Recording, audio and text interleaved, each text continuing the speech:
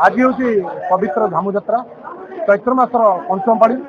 आज माँ परिवेश माँ परिसर में बहुत जनगहलीपूर्ण।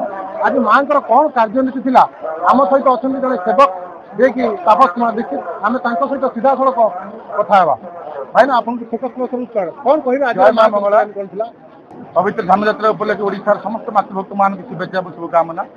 आज पवित्र झामु यात्रा चैत्र मास शेष मंगलवार जहाँ पूर्णिमा तिथि पड़ुच्छे यही तिथि सका प्रात समय माँ सूर्य पूजा द्वारपाल पूजा भल सका दीप सरला भक्त मैंने लंबा धाड़ी दर्शन कर सुदूर झंकड़ शाला मंदिर आसुवा पाठुआ सेवायत मैंने माँ को आज्ञामाल पाइबा झामुगढ़ प्रवेश करते हजार हजार लक्ष लक्ष वर्ष माँ को झामु यात्रा देखा मातृभक्त मैंने आसी मंगला मंदिर काकट रही मध्याह्न समय नीति अनुष्ठित होता है।